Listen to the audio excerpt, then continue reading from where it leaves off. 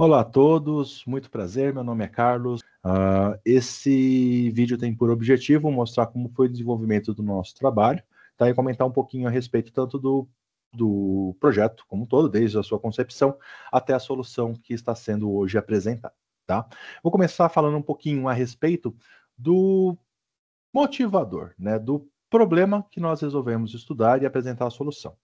Ele corresponde ao seguinte, né? Nós trabalhamos com alguns fotógrafos e na conversa com esse grupo de profissionais, nós observamos uma certa possibilidade de melhoria. Basicamente ocorre o seguinte: muitos fotógrafos trabalhando em eventos como casamentos ou aniversários, eles estão ali fazendo a captação das imagens. Muitas vezes eles tiram centenas de fotos, tá?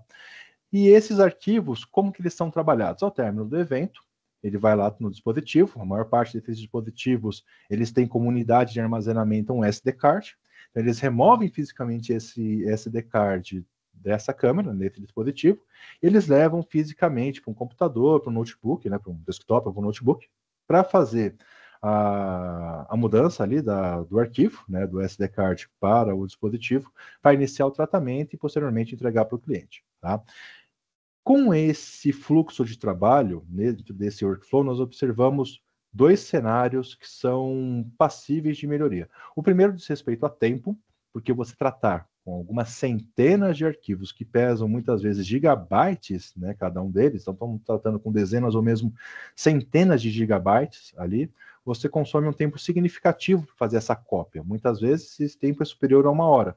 Isso denota um retrabalho muito grande, né? Você tem uma perda muito grande de tempo simplesmente fazendo ali o transporte da informação de um dispositivo para o outro. Tá? Então, o primeiro diz respeito ao aproveitamento do tempo, né, melhoria da produtividade, e o segundo, que é ainda mais importante, diz respeito ao fato de você não ter uma redundância com esses arquivos.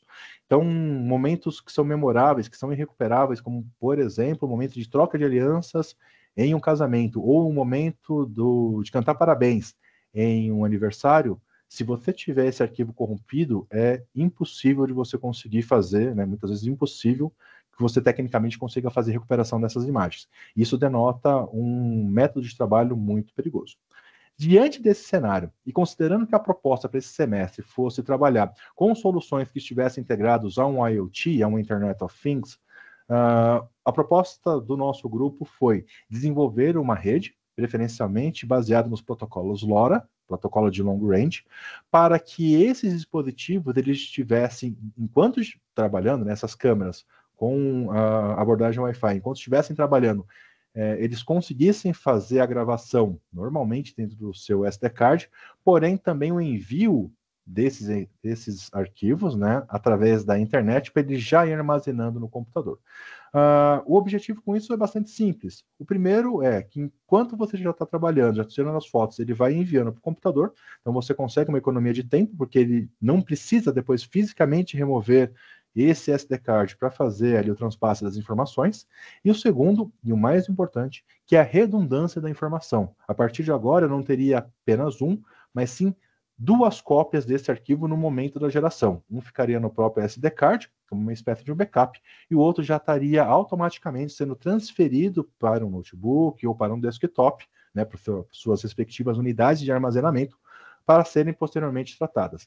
E isso reduziria de uma maneira bastante efetiva a possibilidade de eu ter problemas com arquivos corrompidos, ok? Baseado, né, nesse cenário e com essa proposta, o nosso grupo ele conseguiu desenvolver uma rede, né, conseguiu através ali um Ethernet I/O e com o desenvolvimento ali dos softwares aplicáveis, ele conseguiu fazer com que a rede captasse essas informações, contanto que o dispositivo por si só ele tivesse a capacidade de se conectar a uma rede Wi-Fi e ele fizesse esse transporte de informações. Vou mostrar aqui um pouquinho do código que foi utilizado. Não vou entrar em detalhes com o código, tá? Mas só mostrando um pouquinho deles. Foi escrito em C#, vou passar ele aqui de ponta a ponta, quem tiver interesse, basta dar um pause e conseguir enxergar tudo que nós tivemos aqui de desenvolvimento. Ele deu um pouco mais de 250 linhas de desenvolvimento, tá? Então, baseado nos pressupostos de velocidade com relação ao software, ele precisa evoluir um pouco, mas para uma primeira uma versão, o fato dele...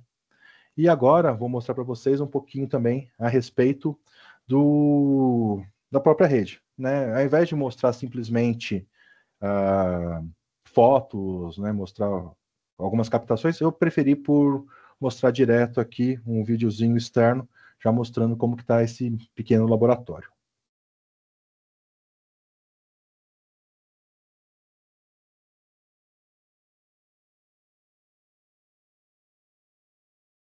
Então aqui estou mostrando para vocês um pouquinho a respeito de como que está. Aqui está o nosso Ethernet I/O, aqui está a fonte. Ele se conecta, ele precisa se conectar fisicamente no desktop, está aqui o desktop aberto. Alguns poucos fios que a gente precisa ali, mas ele está conectado fisicamente através de um RJ45, porém a nossa câmera está aqui e ela se conecta via Wi-Fi. O desktop está ligado em Wi-Fi, a câmera está ligada em Wi-Fi, e a rede aqui, o controlador, por assim dizer, está ligado fisicamente.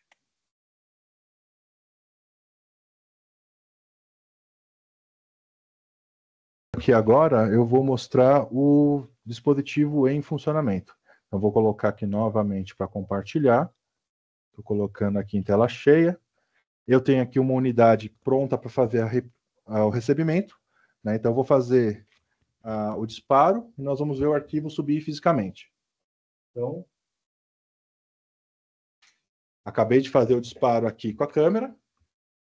Ele vai levar alguns segundos aqui para subir, né? E, inclusive, isso é um dos aspectos que precisa ficar para uma melhoria futura. Pelo fato de ele não enviar em paralelo, eu preciso enviar um arquivo por vez, tá?